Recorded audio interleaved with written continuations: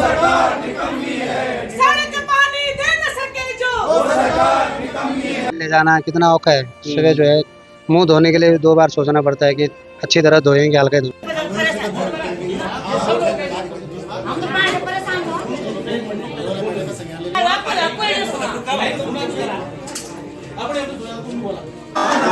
क्षेत्रीय विधायक मुर्दाबाद, क्षेत्रीय विधायक मुर्दाबाद। पहाड़ का पानी और पहाड़ की जवानी सच में अब पहाड़ के काम नहीं आ रही है, क्योंकि पहाड़ के ये सभी लोग आज नरेंद्र नगर तहसील में मौजूद है। ऐसा क्यों कह रहा हूँ, इनसे बात करते हैं और समझते हैं। क्योंकि कुछ समय पहले ये जो शख्सियत है हमारे साथ अभी इस वक्त मौजूद, उन्होंने 5 दिन का एक धरना दिया था, जिस धरने के दौरान उन्होंने हर एक अधिकारी को ये चिताया और ये बताया था कि भाई हमारे पहाड़ों में आने वाले ये 3 महीने जो गर्मी पड़ती है भीषण, उसमें कई लोग परेशान हो जाते हैं पानी के चलते। नॉर्मल हमारे स्रोत थे, उन स्रोतों को सड़क के माध्यम से तोड़ दिया गया, वो खत्म कर दिए गए। जिन गांव में लोग रह रहे हैं उन गांव में स्रोत तो हैं मगर वो सूखे पड़ चुके हैं। कहानी क्या कुछ है, उन सब चीज़ों के बारे में हम समझेंगे क्या कुछ चीज़ें हैं। पहले तो पुष्पा जी से बात करते हैं। आज आपके हाथ में एक और कागज मैं देख रहा हूँ और इसके ऊपर एक और लाइन मैंने पढ़ी आज, जो पढ़कर मुझे थोड़ा सा ये लगा कि इसके बारे में भी जानना बहुत ज़्यादा ज़रूरी है। जल क्रांति संगठन, ये कैसा संगठन है, एक बार फिर से आपने शुरू कर दिया? देखिए जी, ये ऐसा संगठन है जो जल की क्रांति के लिए लड़ाई लड़ेगा और ये समस्त उत्तराखंड की जनता की अध्यक्षता में ये लड़ाई लड़ी जाएगी। और इस संगठन की जो अध्यक्ष होगी वो हमारी सर्वमान्य जनता होगी और इसके सभी हम लोग जो लड़ रहे हैं ये सभी साथी जो हैं सदस्य होंगे, सेनापति होंगे। और आपने देखा होगा कि इसी झंडे के तले, इसी के संगठन के तले हमने सौड़ पानी जीरो बैंड पर 5 दिन की भूख हड़ताल की थी, जिसके चलते आपने देखा होगा कि शासन प्रशासन ने संज्ञान लिया और जल पूर्ति जो है वो सुचारू की गई। परंतु मेरा कहने का मतलब है कि जब हमें भूख हड़ताल करनी पड़ रही है, जब हमको सड़कों पे आ रहे हैं, तब आप सुध ले रहे हैं। ये बहुत दुर्भाग्यपूर्ण है कि आप पहले से ही क्यों नहीं ये सारी चीज़ें देख लेते हैं। क्योंकि तमाम जो ताना बाना है लोकतंत्र में, एक मैं समझती हूँ कि वार्ड मेंबर से लेकर प्रधानमंत्री तक और एक पियोन से लेकर के देश के जो IAS ऑफिसर हैं वहाँ तक के जो सारा ताना बाना है, जो लोकतंत्र का इतना बड़ा जो तंत्र जनता की सेवा के लिए है, ये तब क्यों सकते में आता है जब जनता जो है भूख हड़ताल के लिए मजबूर होती है, सड़कों पर जाती है, चक्का जाम करती है, तब क्यों संज्ञान लिया जाता? क्यों? क्योंकि तब आपको इनकी अपनी नौकरी बचानी होती है और नेताओं को अपनी झूठी शान और इज्जत बचानी पड़ती है, तब जाके ये सारी तमाम चीजें की जाती है। ये सरासर जो है लोकतंत्र के हत्या के रूप में मैं इसे देखती हूँ। ये अपने झूठी शान के लिए जो काम करना चाहते हैं, ये जनता की जो है समय की बर्बादी है। उनके जो मूल आधारों की जो सुविधाएं हैं वो सरासर उनसे जो है वंचित रखने का जो कार्य है ये किया जाता है। अगर ये पहले ही किया जाए तो सारी चीज़ें जो है सकारात्मक रूप से होए, कोई परेशानी ना हो, सारी लोगों की जो सुनवाई के लिए जो तंत्र है इसको अपना काम पहले ही कर देना चाहिए, बजाय कि लोगों को जो उग्र होना पड़े। ये तो आप हर टाइम पे सरकार को चेताते और बताने का काम आते हैं कि उनका काम क्या है। आज की मुख्य क्या चीज़ लेकर आप नरेंद्र नगर तहसील में आए? देखिए, मुख्य यही है कि जो पानी की जो विकट समस्या है, ये एक ऐसी समस्या है जिसका समाधान तुरंत चाहिए। यदि इसकी समस्या का समाधान तुरंत नहीं होगा तो जो आप बड़ी बड़ी बातें करते हैं, बड़े बड़े स्लोगन, बड़े बड़े नारे करते हैं कि जल ही जीवन है, वो जीवन आप नष्ट करने का काम करते हैं। आप ये लगा लीजिए, यदि किसी गांव में इतनी पानी की किल्लत है कि सुबेरे उठने को उसको अपनी आंख धोने के लिए भी सोचना पड़ रहा है कि किस तरीके से वो पानी का उपयोग करे, तो मैं ये समझती हूँ कि ये सरासर उस गांव की जो है हत्या है। और ये ऐसी हत्या है, मैं बार बार कहती हूँ कि इसका हत्यारा कौन है, केस किसके खिलाफ होगा, ये हम कह नहीं सकते। किसको पकड़ेंगे, किसी की जवाबदेही जो है वो जनता के प्रति सुनिश्चित नहीं है।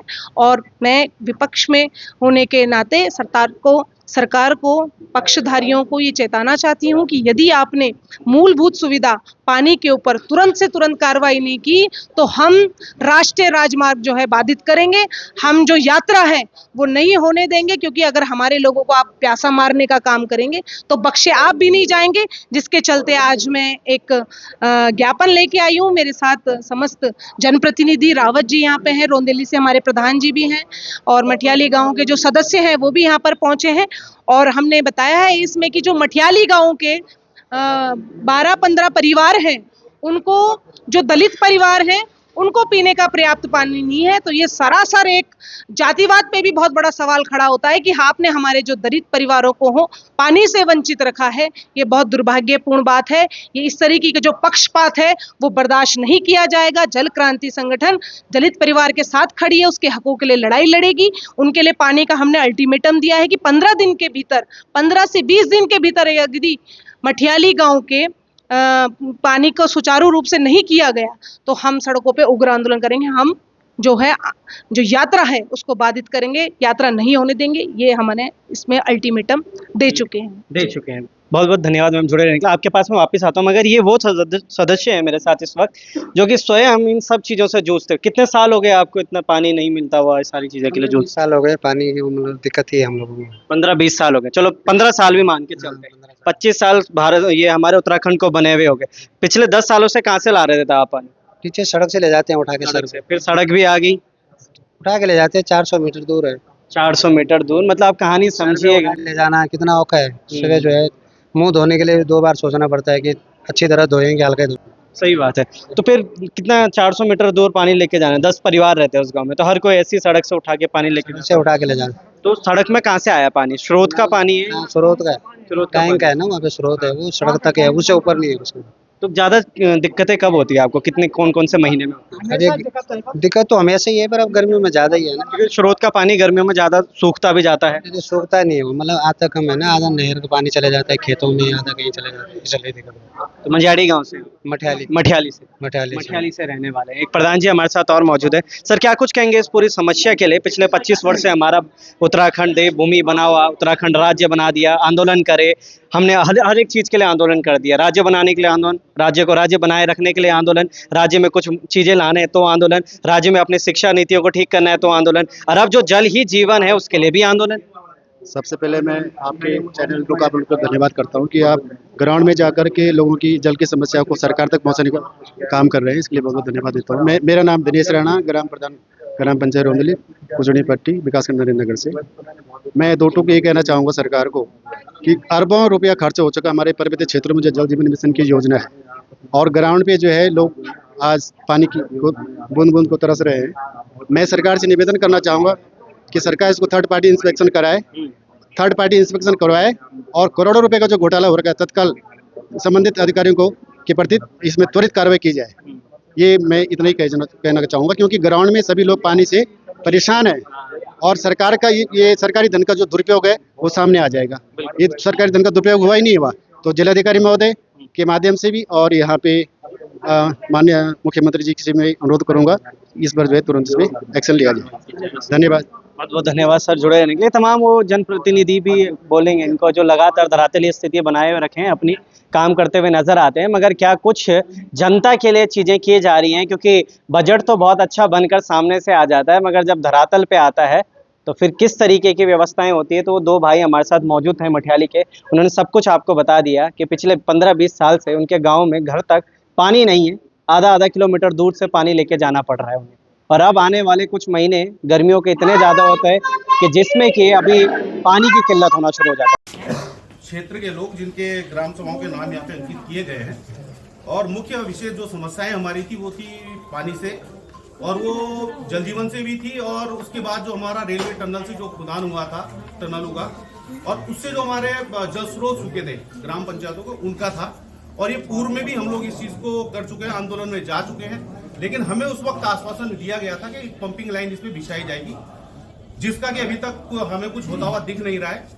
लेकिन लोगों को भ्रमित करने के लिए वहां पर कहीं कहीं जाके ये बोरिंग की जा रही है, और बोरिंग भी उन जगहों पे की जा रही है जहां पर ये जल स्रोत सूख चुके हैं, और आज भी बोरिंग को वहां पर करते हुए मशीनों को 1 महीने से ऊपर हो चुका है, लेकिन वहां पर अभी तक पानी नहीं आया। तो कहीं ना कहीं हमें बरगलाने का काम किया जा रहा है, या बेवकूफ बनाने वाला काम अगर सीधे तौर से कहूं तो ये किया जा रहा है। उसका एक कारण है, कारण ये है कि हम लोग इसके बाद गए थे जल संस्थान जल निगम मुनिकीरेती में, तो जल निगम मुनिकीरेती ने कहा कि हमने अपना एस्टीमेट जो हमें दिया गया था हमने बना करके इनको दे दिया है, और वो रेलवे विभाग के पास जा चुका है। रेलवे विभाग से हमारी बात हुई तो उन्होंने बताया कि हमारे पास जो एस्टीमेट आया वो टेक्निकल उसमें कहीं कमी थी, इस करके हमने इसे वापस भेज दिया है। यही चीज हमारे साथ पहले भी हुई है, जो हमने पूर्व में आंदोलन किया था उसमें भी इसी तरह के टेक्निकल फॉल्ट बता करके केवल ये समय व्यतीत करने वाले काम किए जा रहे थे, और आज ठीक उसी प्रकार से ये हमें किया जा रहा है। उसका एक विशेष कारण जो हमें लगता है वो है कि 4-6 महीने के अंदर ये टनलों का काम खत्म हो जाएगा। उसके बाद ये कंपनी अपने घर चली जाएंगी।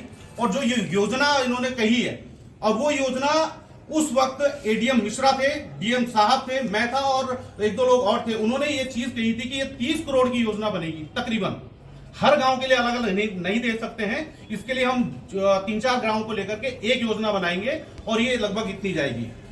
लेकिन वो योजना यहां तक आते आते जो विभाग ने हमें जानकारी दी थी, एस्टिमेट इन्होंने जो बनाया है वो 19 पॉइंट कुछ करोड़ का है, और वो 30 करोड़ यहां तक अभी तक जो काम शुरू नहीं हुआ 19 करोड़ का हो चुका है। और जो संभावनाएं अभी दिख रही है, जिस तरह से बरगला रहे हैं, हमें यह लग रहा है कि अब वो 19 करोड़ भी धरातल पे लगने वाला नहीं है।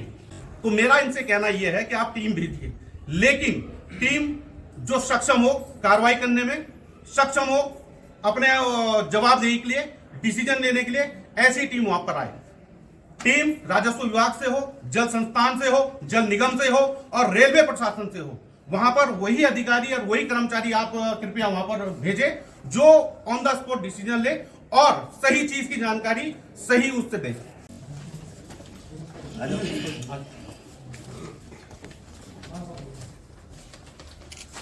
बने रहेगा लोकार्पण के साथ। क्या इस तरह चलिए चलते। पूरन सिंह पुंडेर भी हमारे साथ मौजूद है, बहुत बढ़िया काम करते हुए सब यहाँ पे नजर आ रहे हैं, उनसे भी बात करेंगे जाने के लिए। बने रहेगा लोकार्पण के साथ। बहुत बहुत धन्यवाद।